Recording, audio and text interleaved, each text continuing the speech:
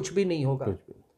26/11 में भी तो आपकी जो अपनी एनालिसिस है कि द इंटरनल करेक्ट people, वो they उसी were का all involved in this. All it was just वो terror had taken a full circle from here to Mumbai.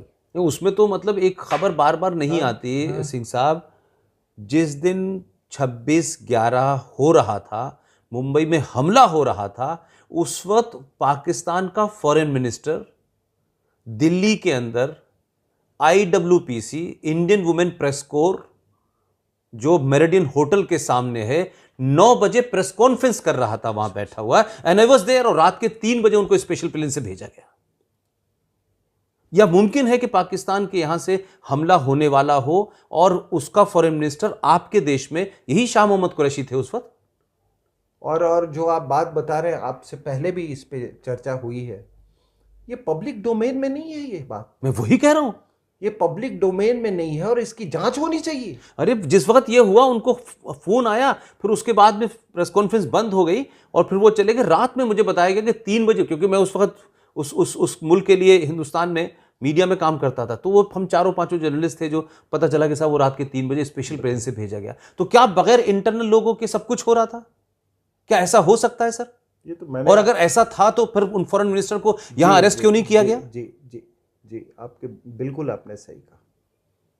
और जो बात अभी आप कश्मीर की कह रहे थे, उसमें आप ही की एक बात जोड़ता हूं कि अब तक कश्मीर में हम ये मानते थे कि पाकिस्तान पाकिस्तान, इस्लाम इस्लाम। कश्मीर में चाइना फैक्टर की भी तो बात हुई सर आपने उस बात को कई बार इशारे में कहा कि चाइना फैक्टर है वहां। हाँ, तो मैं वही कह रहा था कि ये देखिए क्या है कि ये जो ग्रीन एरोज आप देख रहे हैं, ये दिस इज जिहादिज्म। मैंने कहा टेरर, जब आपने 26/11 की बात की, तो ये जो एरोज हैं यहाँ तक आ गए, मुंबई तक। ये आपको ये जितने जगह है, आप दिल्ली, जयपुर, आगरा, आपका अयोध्या, वाराणसी, ये गांधीनगर, कोई ऐसा, हैदराबाद, बंगलुरु, चेन्नई, पूरे हिंदुस्तान में ये जिहादिज्म जो है, ये इसको अपने गिरफ्त में ले लिया।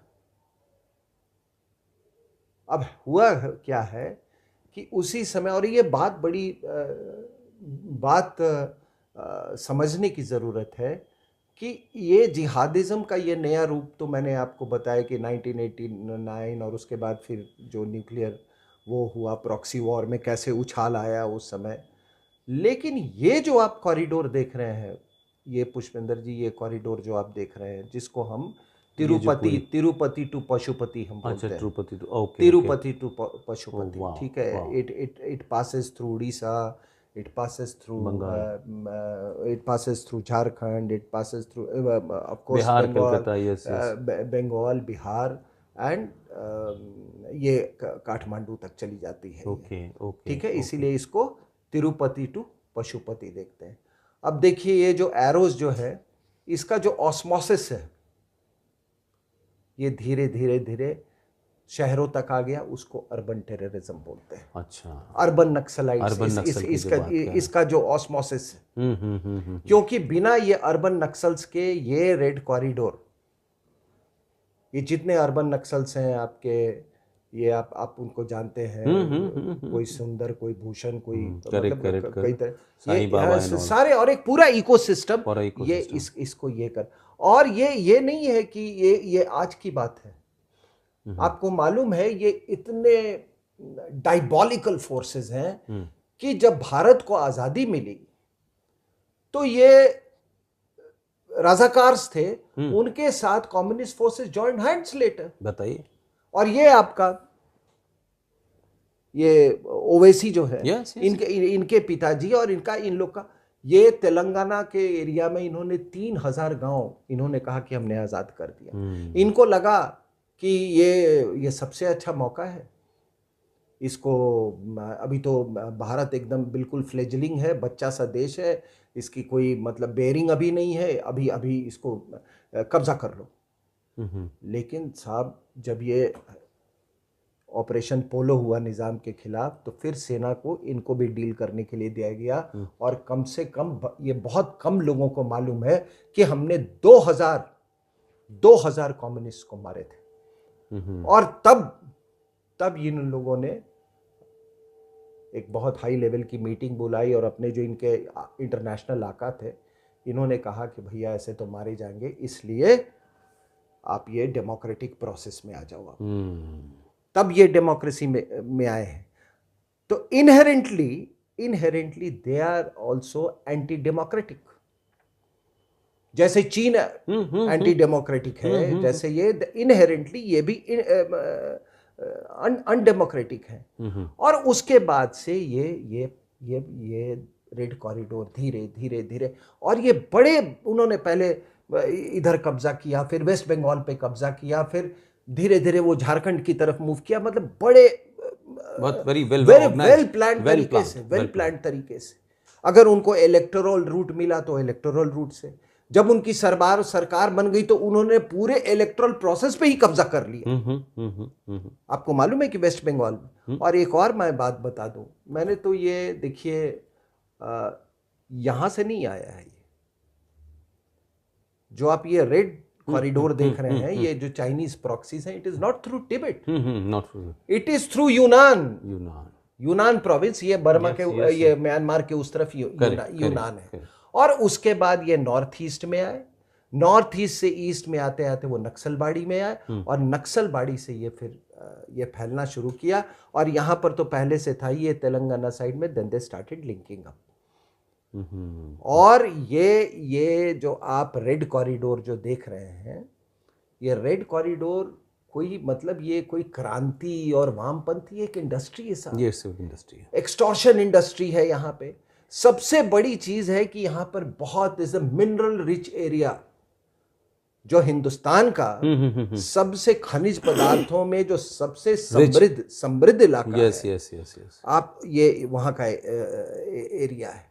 और इसीलिए ये इनको एज अ वेक्टर चर्च भी यूज करता है, इसको जो है चाइना भी यूज करता है। और आपको मैं क्या बताऊं, आपके यहाँ कौन कौन लोग इसको इस्तेमाल कर रहे हैं। मैं आपकी एक बात से वापस लौटना चाहता हूं, क्योंकि ये जो आपने बात कही है, इससे मुझे एक और सवाल मेरे मन में आ रहा है कि आपने 47 में रज़ाकारों की बात की और तमाम सारी बातें हुई। अगर हम वापस 2020 में देखें तो ये रज़ाकारों के जो नाजायज़ वारिस हैं, जिसका आपने नाम लिया, वो पार्टी यहाँ से चल के जाती है और ये बिहार के रूट में जाकर के बॉर्डर एरिया जो हैं उस सीमांचल में चुनाव लड़ती है। अभी अगर बिहार के चुनाव देखें आप, और यहाँ पर आज़ाद घोषित इस्लामिक जिहादी और नास्तिक जिहादियों के बीच में गठजोड़ हुआ, और उसका रिजल्ट जो आया है बिहार के चुनाव में, इसका भी आप मानते हैं कि विदेशी लिंक है। और जो रिजल्ट आए हैं वो बड़े ख़तरनाक रिजल्ट हैं, बड़े सचेत करने वाले रिजल्ट हैं। अगर ये पार्टी सत्ता में ना आती तो जिस किस्म का गठजोड़ किया था वहाँ वामपंथियों ने, जिसको मैं नास्तिक जिहादी कहता हूँ, तो ये तो दोबारा फिर 2020 में चल के वहाँ पहुँच गए। इस रेडी कोड जिसकी बात आप कह रहे हैं कि ये चुनाव लड़ने यहाँ पहुँचता है, ये शुद्ध हिंदी बेल्ट है, ये नालंदा वाली सभ्यता है, तब भी वो वहाँ पहुँचे। मैं इसी पे आ रहा था जी जी, कि मैं मिनरल्स की बात कर रहा था, हम रेड कॉरिडोर की बात कर रहे थे। और देखिए, कोई मैं आपको बताया कि कैसे वहाँ पे तेलंगाना में शुरुआत हुई थी, किस तरीके से यूनान प्रोविंस से नॉर्थ ईस्ट हमारा जो है, ये पूरा जो ये रेड डॉट्स आप देख रहे हैं, जो इंसर्जेंसी से ग्रसित था। और मैं बता दूं, मोदी सरकार की ये सबसे बड़ी उपलब्धि, ये जो इलाका जिसको आप देख रहे हैं रेड डॉट्स वाला, ये सबसे बड़ी उपलब्धि है। आज वहाँ पर रिलेटिव टर्म्स में बात कर रहा हूँ, शांति है, ट्रैंक्विलिटी है। चाहे वो नागालैंड हो या मणिपुर हो या त्रिपुरा। नहीं तो एक ज़माने में पूरी आपकी जो ये नक्सलिज्म जो थी एक्चुअली, जिसको हम एक्सट्रीमिज्म, लेफ्ट विंग एक्सट्रीमिज्म हम बोलेंगे, ये इसी रास्ते से आई थी यहाँ। तो यहाँ और यहाँ की मैंने आपको बात बताई तो देखिए, मैंने आपको ब्रिटेन और निज़ाम में एक सीक्रेट ये हुई थी, ब्रिटेन चाहता था कि यहाँ पर ये छत्तीसगढ़ में जी जी जो मिनरल्स है उसके कब्ज़े में रहे, तो उसने इनका एक सीक्रेट अंडरस्टैंडिंग करवाया था जो महाराजा और बस्तर उसके और ये निज़ाम के बीच में। आपको मालूम है निज़ाम लेकिन गोवा से भी वो यस यस यस डील करने रहा था कि because he actually he wanted to join Pakistan. Yes yes yes ठीक है, तो इन्होंने सीक्रेट डील किया था, और वो बेचारे जो बस्तर का महाराजा थे वो 14-15 साल का दैट्स लड़का व्हाट द था। पॉइंट, या ये आपने तो कई बार कहा इस तो बार। सरदार पटेल जब वाह। इंटरिम होम मिनिस्टर थे, तो जब उन्होंने वो फाइल उनके हाथ लगी, तब उन्होंने कहा कि अरे ये कितना डायबॉलिकल प्लान है। कहा कि अभी अभी जो है मंजूर कर लो, अभी और आज़ादी अभी अभी से। अभी। ये किताब है आर.एन.पी. सिंह के द्वारा लिखी हुई, विवेकानंद इंस्टीट्यूट में है। अच्छा। उस किताब में ये बात का जिक्र है। अच्छा। सो आज यहाँ पे ये मिनरल रिच एरिया है। आपको मालूम है, बाकी छोड़ दीजिए बॉक्साइट और ये सब आयरन वायरन, यहाँ रेयर अर्थ अच्छा। रेयर अर्थ वो जो मेटल्स जो हैं, दे आर यूज्ड फॉर आपके इलेक्ट्रॉनिक इंडस्ट्री में। और चाइना ने बड़े चतुराई से 85% जो है वर्ल्ड मार्केट जो है उसको उस पर कब्जा कर लिया है। तो आज स्थिति ये है कि जापान भी उस पर डिपेंडेंट है इलेक्ट्रॉनिक के लिए, वो जो इलेक्ट्रॉनिक्स इंडस्ट्री के लिए। इसलिए आपने देखा होगा कि अभी जापान ने दो इंडस्ट्री लाने की बात की है, उसको सब्सिडाइज कर रहे हैं। एक इंडस्ट्री उनका रेयर अर्थ मटेरियल से डील करता है, और वो इसलिए क्योंकि यहाँ ये छत्तीसगढ़ के इलाके में रेयर अर्थ काफ़ी मात्रा में है। ओके। और इसीलिए यहाँ पर आप देखेंगे कि ये जो नक्सलिज्म को चर्च भी इसको सपोर्ट करता है। और जब चर्च करता है तो आप बताइए कि फिर मैडम सोनिया गांधी का भी सपोर्ट होगा। तो इसी इलाके में कन्वर्जन भी जो है कन्वर्जन भी है, वो बहुत कन्वर्जन का वो सब ये सब इकोनॉमिक रीजंस के लिए पार्ट ऑफ द बिग, ये सब वेक्टर्स हैं। अब आपको मैं बता देता हूं कि इसमें इंटरनेशनल ये रेड कॉरिडोर में कैसे छत्तीसगढ़ में, आप बताइए कि जब विनायक सेन का को जब ट्रायल चल रहा था रायपुर में, तो यूरोपियन कमीशन के लोग यहाँ आए थे। किसके बुलावे पे आए थे? किसके बुलावे पे आए थे? सोनिया गांधी की सरकार थी उस समय, वही सुपर प्राइम मिनिस्टर थी। उसके बाद आपको वो दृश्य याद होगा, महेंद्र कर्मा का जो ऐसा मर्डर हुआ था, और बाद में वीसी शुक्ला का, उसको किस तरह से उनको घेर के मारा गया था। वो लोग कॉन्वॉय में थे, ठीक है। अब बताइए, वो तो दोनों कांग्रेसी थे।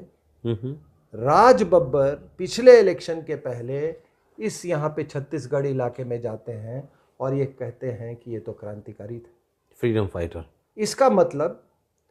इसका मतलब कि वो कहना चाहते हैं कि जिन लोगों ने वीसी शुक्ला और महेंद्र कर्मा को मारा, वो लोग क्रांतिकारी थे। ये उन्होंने पिछले चुनाव के, और सुनिए सर, वही नहीं, वहां पर मैडम किसको इंडस्ट्रीज मिनिस्टर बनाती हैं? एक व्यक्ति हैं कवासी लखमा, जिसको हमारे यहाँ एक कहते हैं ना, कहावत है, लिख लोढ़ा पढ़ पत्थल। वो आदमी है, उसको लिखना भी नहीं आता, पढ़ना भी नहीं आता, वो इंडस्ट्री मिनिस्टर है ये छत्तीसगढ़। ये पूरे जो ये हमारा जो मिनरल वेल्थ है उसका इंचार्ज है वो। अब तो इनको माओवादियों के पास अब पैसे की भी कोई ज़रूरत नहीं, मतलब दिल्ली तक वो पैसा भेजते रहते हैं। छत्तीसगढ़ और जो भारत की फाइनेंशियल कैपिटल है, दोनों जगह बैठे दोनों, वही मैं कह रहा हूं। पैसे का जो, तो ये रेड कॉरिडोर को आप उस नज़रिए से देखें। अब आप इसको अगर इलेक्शन इस नक्शे के पटल पे अगर आप देखें, तो ये जो आप रेड कॉरिडोर देख रहे हैं, ये सिकुड़ रहा था, ये लाल जो है धीरे धीरे ब्लू हो रहा था। तो आपने पढ़ा होगा कि करीब 216 जिले थे, फिर उससे घट के 100, मतलब वर्स्ट इफेक्टेड एरिया। और मैंने ये सारा इसका दौरा किया है। यस 182 घस के आया गया। अब जब राजनाथ सिंह थे होम मिनिस्टर, उन्होंने यही भी कहा था कि हम 2 साल के अंदर में हम इसको ख़त्म कर देंगे, उनका बयान है। ये इस बारे में तो मनमोहन सिंह ने कहा जी कि सबसे बड़ा ही also served on the records. हाँ, देखिए उस सरकार जो मनमोहन सिंह की सरकार थी, इसमें सरदार जी अमेरिका के आदमी थे, मैडम जो है ये जन्म से, इनके पिताजी भी लेफ्ट विंग एक्सट्रीमिस्ट थे, ठीक है ना। वो आप पूरी लार्जली तो सर लगता है मैडम प्लांट की गई इंडिया के अंदर, एक प्राइम मिनिस्टर के लड़के के साथ। जो भी है मैडम जो है वो इनका ये है, इसीलिए वो आपने इनकी दोनों की जो अलग अलग धाराएं हैं वो इंडो यूएस न्यूक्लियर डील में सामने आ गए थे। सरदार जी तो ऐसे करे थे कि इनकी तो मतलब पता नहीं सुसाइड कर लेंगे अगर इंडो यूएस न्यूक्लियर डील होगा। और मैडम ने बहुत मतलब अपना क्या बोले खून का घूंट पी के उन्होंने वो किया, ठीक है, क्योंकि वो वामपंथी से तो बहुत क्लोज थी। इनकी पूरी मैडम की जो वो थी, वो नेशनल एडवाइजरी काउंसिल, छटे हुए ये और इसी न्यूक्लियर डील के ऊपर ही तो लेफ्ट सरकार से समर्थन वापस लेके बाहर चला गया था। अब मैं आपके सवाल पे मैं जल्दी से आ रहा हूँ कि ये जो आप रेड कॉरिडोर है श्रिंक कर रहा था, ये धीरे धीरे कुछ जैसे अबुजमड़ फॉरेस्ट एरिया हो गया, वो सब कुछ ये थे जो खास करके झारखंड उड़ीसा बॉर्डर है, झारखंड बिहार बॉर्डर, ये इलाके जो थे वहां पे था, लेकिन ये धीरे धीरे ये सिकुड़ रहा था। अब इस इलेक्शन में क्या हुआ है, इस इलेक्शन में और हुआ है कि ये जो सेंट्रल बिहार का जो इलाका है वहां पर सारी जीत आप देखेंगे ये CPI-ML का हुआ है। और एक और चीज मैं पुष्पेंद्र जी बता दूं कि चाहे वो माओइस्ट हो, वो अपने आप को CPI-ML कहते हो, हमारे यहाँ CPI-ML को वो कहते हैं मुड़ी कटवा बोलते थे। अच्छा, जो गर्दन काट देते, जो गर्दन काट दे, ठीक है। और चाहे वो CPM हो, चाहे ये सब they are various routes, hand in gloves हैं, they are various routes to one objective. तो 19 सीटें आई हैं, 12 ये है, ये कभी एक दूसरे की शिकायत नहीं करते हैं, कोई इनका मरेगा नक्सलाइट। आप देखना ये क्या कौन विश्वम है यहाँ पे भी, अभी वो एक वहाँ नक्सलाइट मरा था माओवादी, केरला में गया, बोला कि मेरा कॉमरेड है,